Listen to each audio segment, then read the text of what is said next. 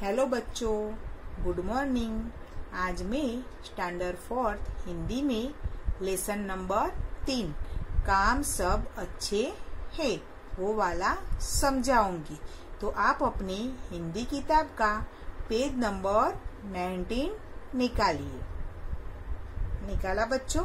उसमें देखिए क्या दिया है। लेसन नंबर 3 काम सब अच्छे है। इसका मतलब क्या होता है बच्चों कि सभी काम अच्छे होते हैं, कोई भी काम बुरा होता नहीं है। तो हमें कोई भी काम करने में शर्म आनी चाहिए नहीं। इस पाठ के लेखक कौन है? विनोबाजी भावे। यानी कि विनोबाजी भावे ने अपने जीवन में एक घटी घटना के द्वारा हमें सफाई का महत्व समझाया है। तो हम वो आज देखेंगे। चिंतन मनन। आचार्य विनोबा भावे महात्मा गांधी जी के अग्रणी शिष्यों में से एक थे। वे गांधी जी के सत्य, अहिंसा और समय पालन के विचारों से बहुत अधिक प्रभावित थे। उन्होंने गांधी जी के साथ कई आंदोलन में भाग लिया। वे बच्चों को पढ़ने, लिखने तथा आसपास स्वच्छता रखने के लिए जागरूक करते थे। इधर क्या बताया है कि आचार्य विनोबाजी भावे थे, वो क्या थे? महात्मा गांधी के जो अनेक शिष्य थे उनमें से एक अग्रणी शिष्यों में से एक थे। और वे गांधी जी के सत्य, अहिंसा और समय पालन के जो गुण थे उनसे बहुत अधिक प्रभावित थे। महात्मा गांधी जी ने जब हमारा देश अंग्रेजों की गुलामी में जी रहा था, तब हमारे देश को आजादी दिलाने के लिए बहुत सारे आंदोलन किए थे। उनमें से कई सारे आंदोलनों में विनोबाजी भावे ने उनका साथ दिया था। वो क्या करते थे? बच्चों को पढ़ने, लिखने तथा आसपास स्वच्छता रखने के लिए समझाते थे। अब हम लेसन देखेंगे। विनोबाजी हमारे देश के एक महापुरुष थे। क्या थे विनोबाजी? याद रखना बच्चों, क्या थे? हमारे देश के एक महापुरुष थे। वे राष्ट्रपिता महात्मा गांधी के सच्चे अनुयायी थे। अनुयायी का मतलब क्या है? अनुसरण करने वाले। यानी कि वो किसका अनुसरण करते थे? राष्ट्रपिता महात्मा गांधी जी का। कौन अनुसरण करता था? विनोबा भावे जी। यानी उनके गुणों से इतने प्रभावित थे तो उनके राह पर वो चलते थे। वे गरीबों के सहायक थे। यानी गरीबों को क्या करते थे? सहायक यानी मदद करते थे। उनका भूदान यज्ञ बहुत प्रसिद्ध है। भूदान का मतलब होता है भूमि का दान। जिस तरह अलग अलग यज्ञ होते हैं, इसी तरह उन्होंने भूदान यज्ञ शुरू किया था, तो वो बहुत प्रसिद्ध है। वे जमींदारों से भूमि दान में लेकर भूमिहीन किसानों को दे देते थे। वो क्या करते थे?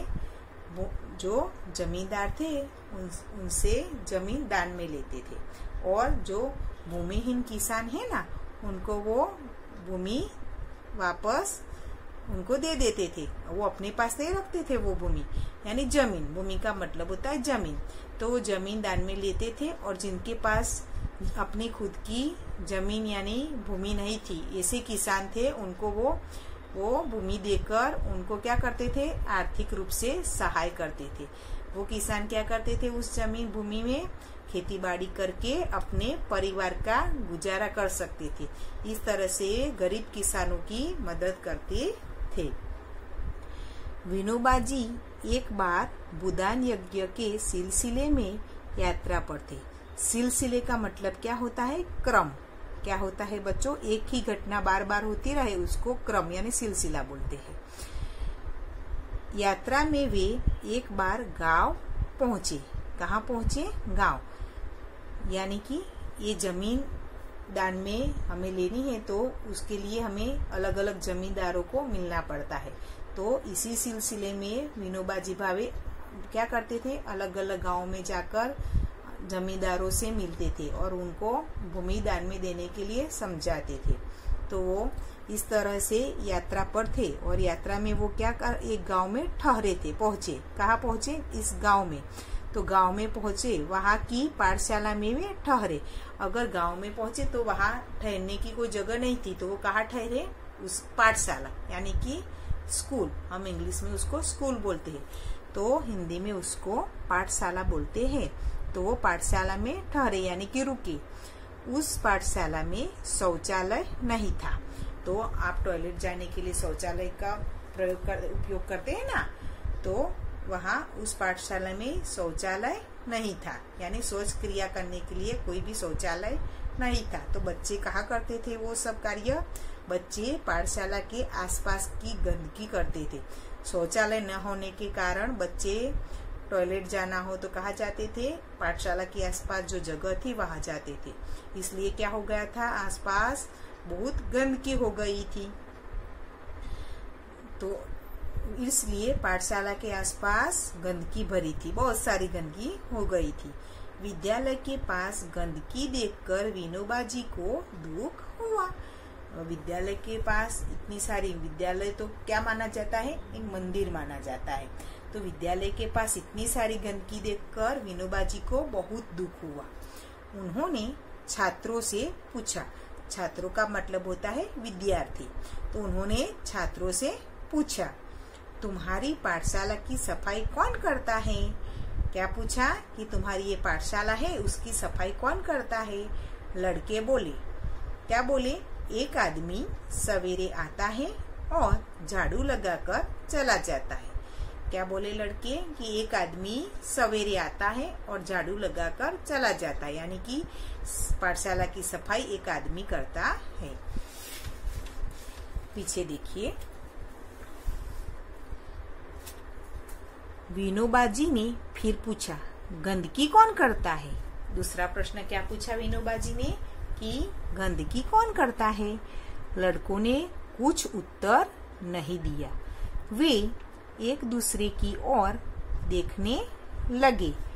तब विनोबा जी बोले, देखो, जब गंदगी तुम करते हो तब सफाई भी तुम लोगों को ही करनी चाहिए। जब विनोबा जी ने ऐसा प्रश्न पूछा कि गंदगी कौन करता है, तो लड़कों ने कुछ भी उत्तर नहीं दिया, क्योंकि वो खुद ही ये सारी गंदगी करते थे। तो वो क्या करने लगे? एक दूसरे की तरफ देखने लगे। तो ये देखकर विनोबा जी समझ गए कि ये गंदगी ये लड़के ही करते हैं। तो विनोबा जी ने क्या समझाया कि अगर आप सब मिलकर ये गंदगी करते हो तो सफाई भी आप सभी लोगों को ही करनी चाहिए। विनोबा जी की बातें सुनकर एक लड़के ने कहा, गंदगी कौन साफ करेगा? हम कोई सफाई वाले तो नहीं है। क्या बोला वो लड़का? कि गंदगी, एक इस गंदगी है वो कौन साफ करेगा? हम कोई सफाई वाले थोड़े ही हैं कि गंदगी साफ करेंगे। तब विनोबा जी मुस्कुराए, लड़के को अपनी पास बुलाकर प्रेम से पूछा, जब तुम छोटे थे तब तुम्हारी हाथ मुंह कौन धोता था? गंदगी कौन साफ करता था? ऐसे प्रश्न पूछे कि जब तुम छोटे थे तब तुम्हारे हाथ मुंह वो कौन धोता था? और तुम्हारी गंदगी, हम छोटे होते तो अपना काम खुद नहीं कर सकते, तो हमें माँ क्या करती है? साफ करती है ना। तो लड़का बोला, मेरी माँ। क्या बोला वो? मेरी माँ। तो हम जब छोटे हैं तो हमारे सभी काम कौन करती है? हमारी माँ करती है। हमारी साफ सफाई भी वो ही करती है। तब विनोबा जी ने कहा, अच्छा, ऐसा करने से क्या तुम्हारी माताजी सफाई करने वाली हो गई? क्या बोला विनोबा जी ने? कि ऐसा करने से तुम्हारी माँ क्या सफाई करने वाली हो गई?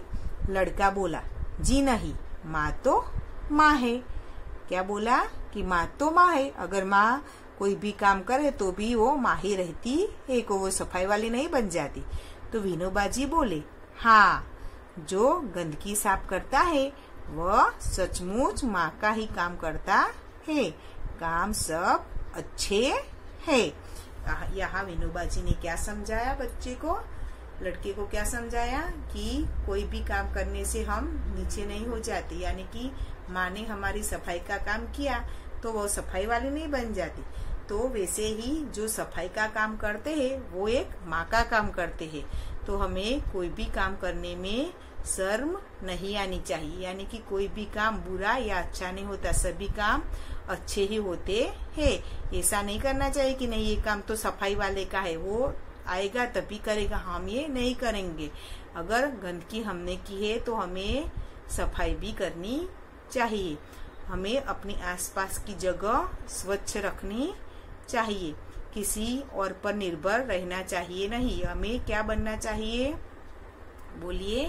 हमें अपना काम खुद करना चाहिए। ऐसा नहीं कि दूसरे पे निर्भर रहेंगे कि वो आएगा और हमारे घर की सफाई करेगा, हमारे आंगन की सफाई करेगा। ऐसे हमें परावलंबी जीवन नहीं जीना, हमें आत्मनिर्भर बनना है। तो हमें अपने काम खुद करने हैं, यानी किसी भी काम के लिए दूसरे पर हमें निर्भर नहीं रहना। और किसी भी काम में करने के लिए हमें शर्म नहीं आनी चाहिए। सभी काम क्या होते हैं, अच्छे होते हैं। यहाँ विनोबा जी ने हमें काम का महत्व और सफाई का महत्व समझाया है। अब देखिए क्या दिया है, जीवन सूत्र। महान विचार ही कार्य रूप में परिणित होकर महान कार्य बनते हैं। यानी कि हमारे अंदर अगर महान विचार होंगे तभी वो किसमें परिणाम होंगे, महान कार्य के रूप में बाहर आएंगे। अगर हमारे विचार अच्छे नहीं होंगे तो हमारे कार्य भी अच्छे नहीं होंगे। तो जैसे महान विचार आप रखोगे वैसा ही आप महान काम कर पाओगे। जो कर्म करने में शर्माता है वह सदैव परतंत्र रहता है। यानी कर्म यानी काम क्या होता है, कर्म का मतलब होता है काम। अगर जो व्यक्ति कर्म करने में शर्म अनुभव करता है कि नहीं भी ये काम तो हम झाड़ू लगाने का काम हम नहीं कर सकते, हमें शर्म आती है, दूसरे लोग देख रहे, अगर ऐसा काम करने में लोगों को शर्म आने लगी तो वो क्या करेंगे, दूसरे पर परतंत्र यानी कि दूसरे पर निर्भर रहेंगे। तो हमें कोई भी काम करने के लिए शर्म आनी चाहिए नहीं। सभी काम हमें अच्छे हैं तो सभी काम क्या करने चाहिए, खुद ही करने चाहिए। अब हम दूसरे वीडियो में मिलेंगे। गुड बाय बच्चों।